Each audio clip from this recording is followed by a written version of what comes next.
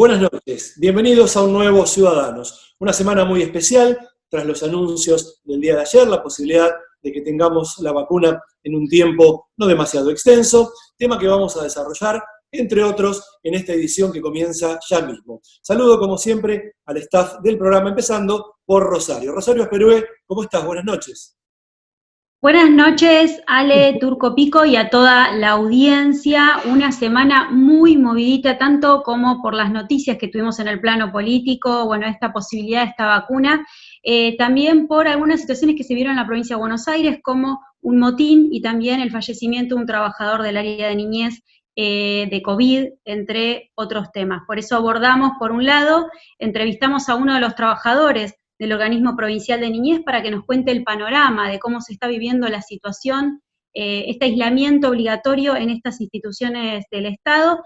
Y por otro lado también abordamos la cuestión de qué está sucediendo con la atención de los casos, cómo está trabajando el Ministerio de Salud de la provincia de Buenos Aires respecto a la detección de casos y luego sobre ya las personas con síntomas y enfermas de COVID. Ahí tuvimos algunas diferencias en cuanto a lo que se propone, los protocolos que se proponen, que se comunican desde el Ministerio de Salud, y después la realidad del ciudadano común cuando no tiene la respuesta necesaria ante los síntomas de COVID, porque bueno, cuesta que se realicen los hisopados. Si se realizan los hisopados, se están esperando hasta 10 días el resultado en algunos casos. Entonces, bueno, hablamos un poco de esto, entre otras cosas. Muy bien, hablamos ahora con Pico Sansone. ¿Cómo te va, Pico? Buenas noches. ¿Qué tal? Buenas noches, ciudadanos y ciudadanas. Sí, como decía Rosario, interesante nota con el jefe de gabinete del Ministerio de Salud, donde también hablamos de un tema que quizá no sea tan medular como la cuestión de los contagios y el tratamiento y los hisopados, pero que también preocupa a mucha gente y que es la temporada de verano. Abordamos ese tema, no está todo cerrado, no está todo dicho, pareciera como que hubo algún apresuramiento en anunciar algunas cosas, bueno, y es uno de los temas que tenemos en el programa de hoy. Y bueno, esperanzado con esta noticia de la vacuna, esperanzado y bueno, y con un poco de orgullo también porque no deja de ser una gran noticia, ¿no?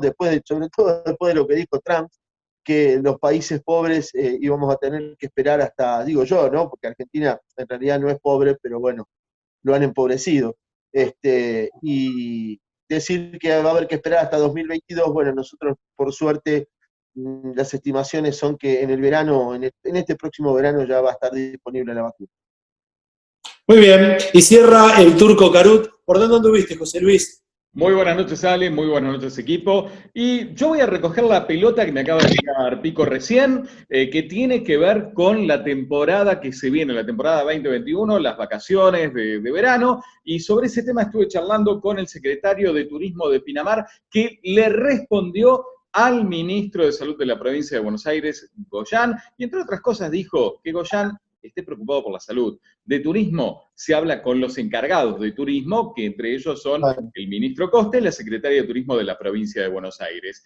También vuelvo a recoger el otro centro que tiró Pico, que tiene que ver con la vacuna. Con vos, Alejandro, estuvimos charlando con el infectólogo, el doctor Ricardo Teijeiro, y sobre las expectativas que genera el anuncio hecho ayer por el presidente de la Nación sobre la vacuna, que va a empezar a fabricarse aquí en la Argentina, y por declaraciones que hizo hoy el dueño del laboratorio, en diciembre ya estarían disponibles las vacunas aquí en la Argentina. Y otra de las cosas que dijo, que si no son aprobadas por el ANMAT, si no pasan las fases, no va a tener ningún inconveniente en tirarlas a la basura. Muy bien, hechas las presentaciones correspondientes, arranca un nuevo Ciudadanos por la pantalla de Somos la Plata. Bueno, vamos a hablar un poquito ahora con el doctor Ricardo Teijeiro, un prestigioso infectólogo, desarrolla básicamente su labor en el Hospital Pirovano, pero trabaja en la Sociedad de Infectología Argentina, para ver qué impresión tiene acerca de los anuncios del día de ayer. Doctor Teijeiro, ¿cómo le va? Buen día. Hola, ¿qué tal? ¿Cómo te va? Buen día. Bueno, finalmente lo que todo el mundo esperaba, el anuncio de la posibilidad de desarrollar una vacuna, finalmente llegó, independientemente de las consideraciones políticas. ¿Qué visión tiene hacia este anuncio que se hizo en el día de ayer? A ver, esto es claro que una vacuna va a aparecer, una vacuna segura, eficiente, eficaz, inmunogénica. Seguro porque hay más de 140 vacunas en estudio. Tenemos 6 vacunas en fase 3, pero eso es fundamental. Todas las vacunas están en fase 3. Todavía no hay ninguna vacuna que terminó los estudios, la evidencia científica para demostrar su seguridad y su eficacia. Entonces debemos ser muy prudentes. Entiendo que obviamente desde el gobierno y desde el Ministerio de Salud ya se tiene que prever la posibilidad de poder producir en Argentina, de tener garantías para tener la vacuna si es efectiva. Pero lo peor que podemos hacer es creer que ya encontramos una solución al problema. El problema está y se está incrementando. Hoy tenemos que trabajar fuertemente en las medidas de prevención que conocemos. El distanciamiento físico, el uso de la cobertura, nariz y boca y el lavado de manos. Eso es fundamental. La vacuna es el futuro, todavía no la tenemos. Ojalá que para el primer semestre del año que viene ya la podamos estar aplicando. Doctor, usted está diciendo que hay muchas vacunas en estudios, solamente muy pocas han llegado a la fase 3.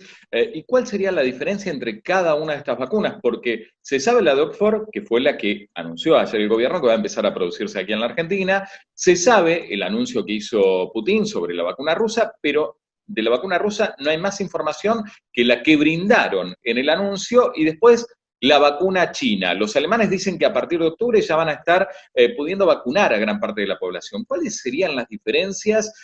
¿Cuántas dosis?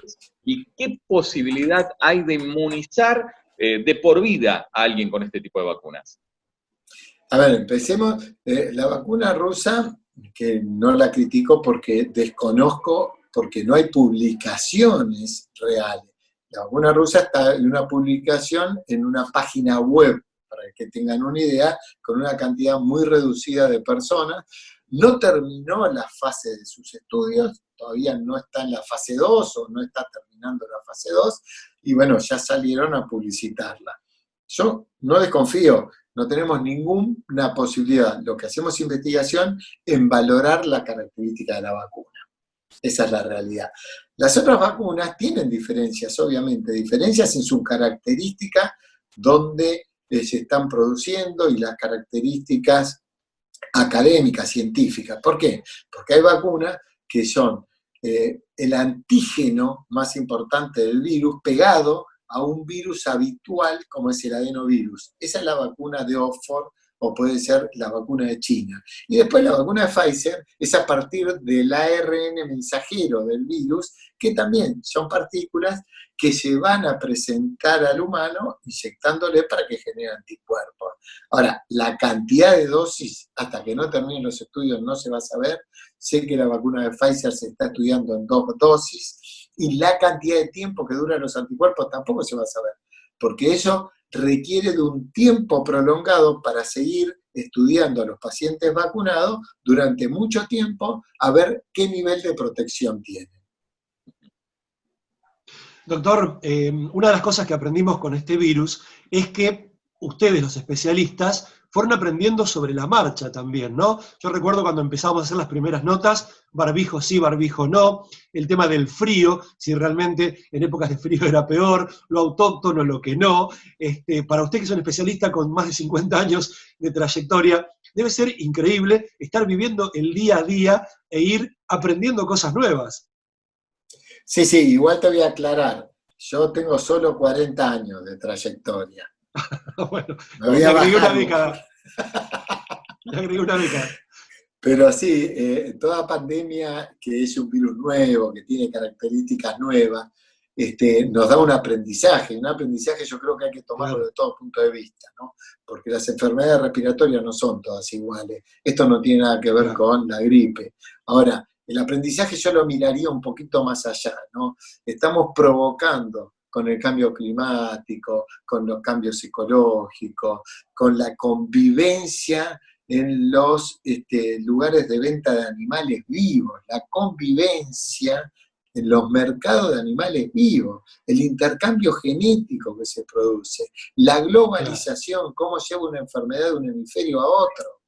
Todo eso no tenemos que perderlo de vista, porque aparte de estar pensando en la vacuna para frenar el coronavirus, esta pandemia, tenemos que empezar a pensar en la que venga, porque ya tuvimos la pandemia de SARS en el 2002, tuvimos la pandemia de MERS en el 2012, tuvimos la pandemia H1N1 en el 2009, y seguimos teniendo pandemia y llegando tarde. Entonces no estamos trabajando hacia el futuro mirando qué nuevos riesgos y cómo bajamos el nivel de agresión a la naturaleza para no provocar todos estos riesgos.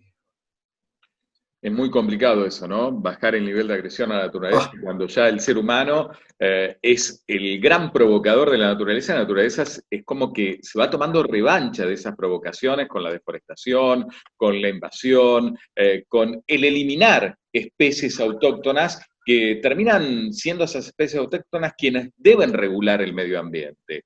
Con todo esto que usted está diciendo, nos está alertando que van a llegar cada vez más enfermedades nuevas, cada vez más cosas nuevas que el ser humano va a tener que ir acomodándose. Con respecto al coronavirus, ¿cuán lejos estamos de del famoso pico de la curva? Bueno, yo creo que en Argentina estamos llegando, no estamos lejos, serán en estas 2 semanas, y eso hay que mirarlo por jurisdicción, ¿no?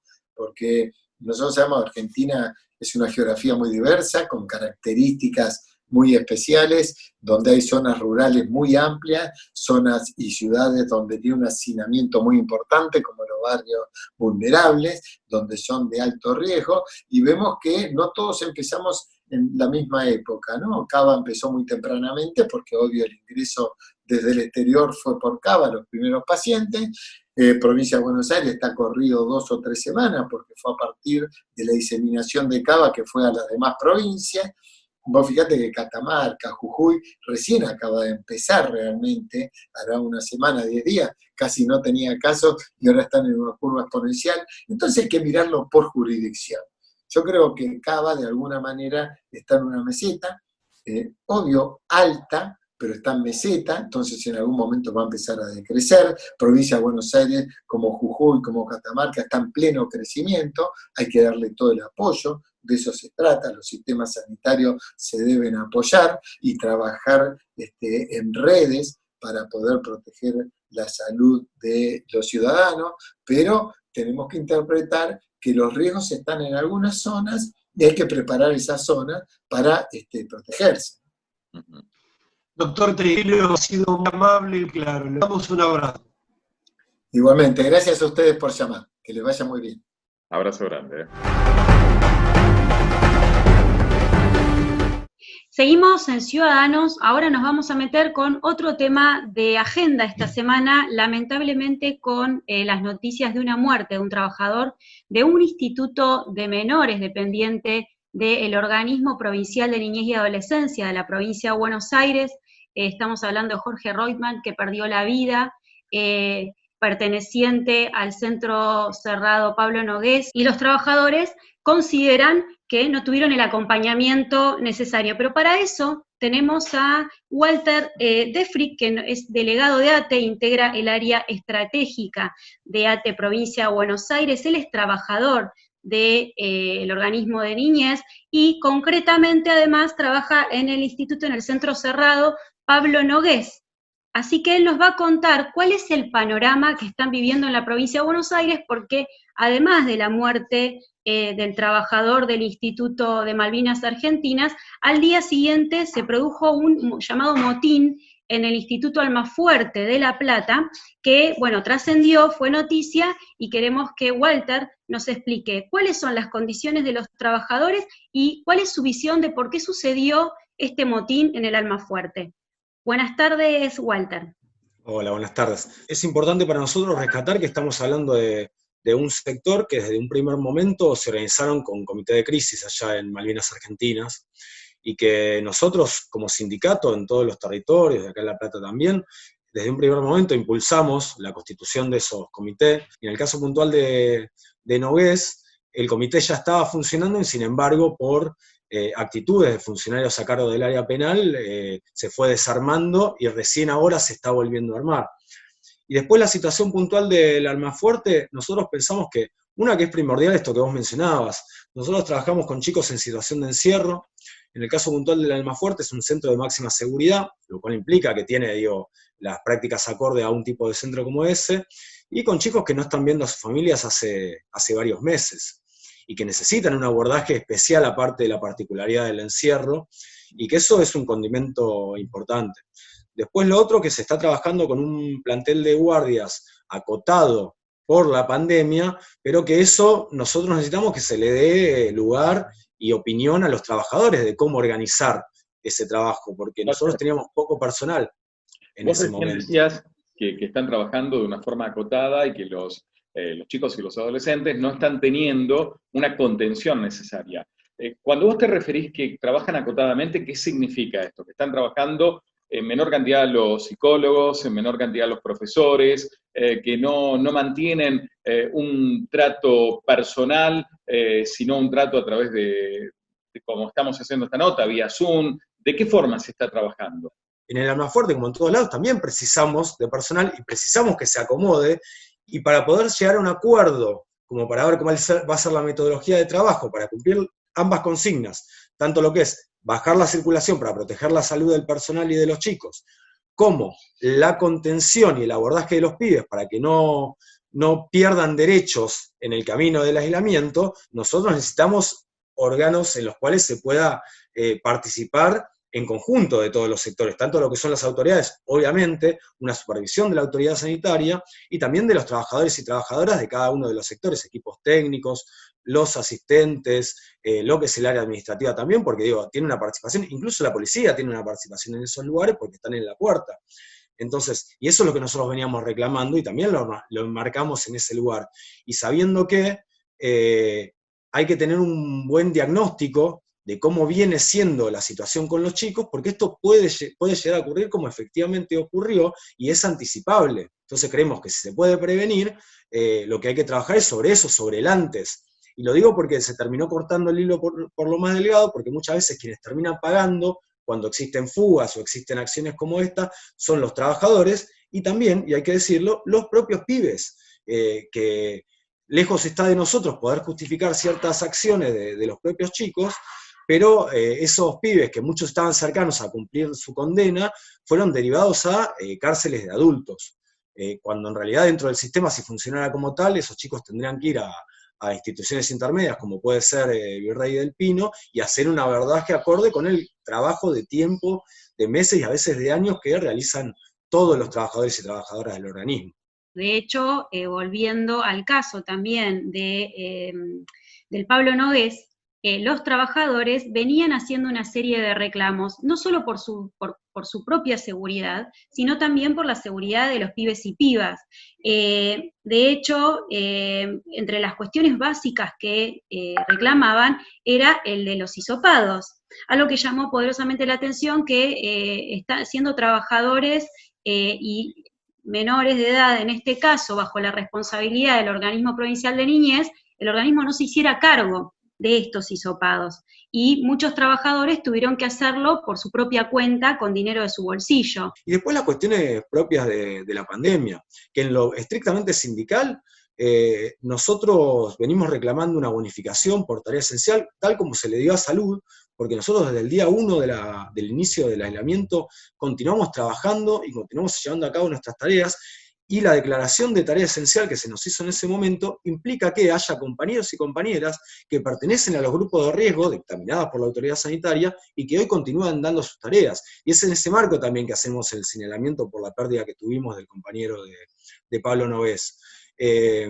Creemos que las cosas se podrían haber hecho mucho mejor, y realmente sí, si no se opta por un trabajo colaborativo con quienes encaramos las tareas en la primera línea de fuego, como decimos nosotros, y en el campo de trabajo, puede derivar en lo que derivó, y siendo justo y tratando de ser lo más sensato posible, pero esto lo venimos anunciando, y tuvimos la situación de Nogués con un brote importante, que eso inquiere también a adecuar las medidas, y por eso está bien el pedido de los laburantes de ese lugar, que tiene que ver con los testeos masivos. También ocurrió en Lomas, y tenemos un montón de lugares en los cuales, voy a dar un ejemplo concreto, en el centro de contención de Gleu, los compañeros están prácticamente sin agua. Entonces, ¿cómo podemos implementar las medidas de prevención si no tenemos un recurso fundamental para esas medidas como es el agua?